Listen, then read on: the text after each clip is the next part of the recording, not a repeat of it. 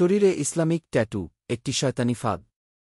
বিশ্বায়নের এই যুগে উঠতি বয়সী ছেলে মেয়েদের মধ্যে নিজেকে আলাদা করে উপস্থাপন করার প্রবণতা বাড়ছে, যার মধ্যে একটি হল শরীরে উল্কি আঁকা, যাকে আমরা ট্যাটু বলে চিনি।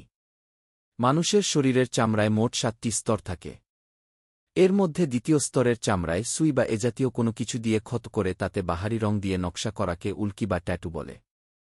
শরীরের বিভিন্ন স্থানের পাশাপাশি মুখ, কানসহ বিভিন্ন স্পর্শকাতর ও গোপন স্থানেও ট্যাটু করতে দ্বিধাবোধ করে না অনেকে। ইসলাম সম্পর্কে উদাসীনতা ও না জানার কারণে অনেক মুসলমান এমন কাজ করছে। অথচ ইসলামের দৃষ্টিতে শরীরের ট্যাটু অঙ্কনকে নিষিদ্ধ করা হয়েছে। বেশিরভাগ ইসলামী আইন বিশেষজ্ঞের দৃষ্টিতে শরীরে ট্যাটু আঁকা হারাম।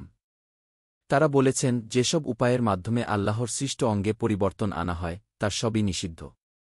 আলাদা চুল লাগানো, ভ্রু প্লাক করা, চোখে আলাদা পালক লাগানো ইত্যাদি ইসলাম অনুমোদন করে না।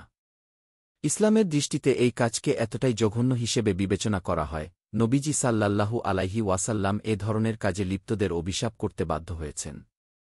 আবদুল্লাহ রাদিয়াল্লাহু আনহু থেকে বর্ণিত, রাসূল সাল্লাল্লাহু আলাইহি ওয়াসাল্লাম এমন সব নারীর উপর অভিসম্পাত করেছেন যারা অঙ্গে উল্কি আঁকে, অন্যকে দিয়ে উল্কি আঁকায় এবং সৌন্দর্যের জন্য ভ্রুর চুল উপরিয়ে আল্লাহ তাআলার সৃষ্টিকে পরিবর্তন করে।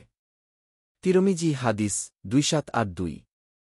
অন্য হাদিসে ইরশাদ হয়েছে, ইবনে উমর রাদিয়াল্লাহু আনহু বর্ণনা করেন, যেসব নারী নকল চুল ব্যবহার করে, যারা অন্য নারীকে নকল চুল এনে দেয় এবং যেসব নারী উল্কি অঙ্কন করে ও যাদের জন্য করে, রাসূল সাল্লাল্লাহু আলাইহি ওয়াসাল্লাম তাদের অভিশাপ দিয়েছেন। তিরমিজি হাদিস 1759। হাদিস শরীফে নারীদের নির্দিষ্ট করে বলার কারণ হল, আগেকার যুগে নারীরাই বেশি উল্কি অঙ্কন করাত। বর্তমান বিশ্বেও উল্কি অঙ্কনে নারীদের হার বেশি। সমীক্ষায় পাওয়া যায়, বিশ্বের 5-8% নারীর শরীরে অন্তত একটি ট্যাটু বিদ্যমান, সে তুলনায় পুরুষের শতাংশ 4-1। ইদানিং অনেককে দেখা যায় শরীরে ইসলামিক ট্যাটু অঙ্কন করে, যেখানে মহান আল্লাহ ও নবীজি সাল্লাল্লাহু আলাইহি ওয়াসাল্লাম এর নামের ক্যালিগ্রাফি থাকে বা কোরআন হাদিসের অংশবিশেষ বা আরবি বা অন্য ভাষায় ইসলামের আলোকে মোটিভেশনাল উক্তি থাকে। কেউ কেউ আবার মক্কামদিনার ছবিকেও লাইন আর্ট স্টাইলে সাজিয়ে অনলাইনে ইসলামী ট্যাটু হিসেবে প্রচার করছে। ইসলামের দৃষ্টিতে শরীরে এ ধরনের ট্যাটু অঙ্কন আরও জঘন্য হারাম।